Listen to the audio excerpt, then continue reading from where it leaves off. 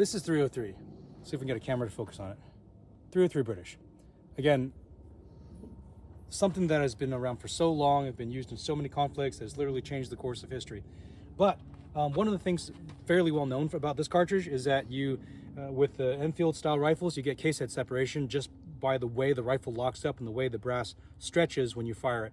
And so this is a fairly well known phenomenon. So you get something called a case head separation. When the bullet shell breaks in half and the front half is stuck in the rifle and the back half is extracted out. So then that locks up your gun because the rifle actually doesn't have a way to undo that problem. It has no natural mechanism such as an extractor to claw out on this rim. There's in fact nothing to grab even for a barrel cleaning rod. So Spencer just came up while we were filming for a different video and he's like, oh, do you have the special technique for getting this out? So let me show you guys, because once you learn it, it's really easy. It makes total sense. So some things you got to know about this. This is made out of brass. Brass is pretty soft. It's pretty malleable. Next thing is being rough on a military grade rifle isn't necessarily going to damage anything, particularly if you're being rough in the way it was designed to be rough with. So what we're going to do, because there's half a bullet shell in the chamber right here, we're going to take another round, a perfectly good round, and we're going to chamber this hard a bunch of times, and we're going to start pushing that piece of broken bullet shell onto this new good case. We're basically going to fuse the two of them together so that way the extractor can rip out both of them at the same time. It also helps if your chamber is clean. So this is a very common phenomenon if you're reloading, if you're particularly shooting things like M14s or you know, things that have big loose chambers. And again, if you shoot 303 British, this may be a good technique to learn in Lee Enfields. So let's do it. The process is pretty simple. We're going to take a good round, your next round, and we're going to load it in the magazine.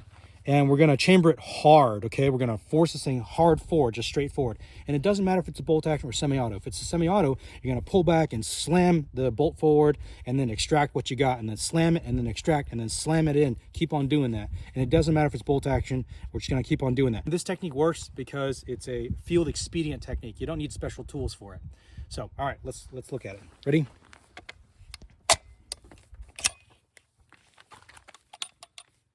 Look at that. You got it. So let's pop this magazine free. How can we get this out? It's a little long. A little too long to eject, but we got it out. Do you see? There's the first half of the bullet shell stuck onto this one. All we had to do is take the next round and just slam it in hard. No special tools required. All right, Spencer, it goes back to you. Can we pop the magazine out, maybe? And then push it out the bottom? Let's try that.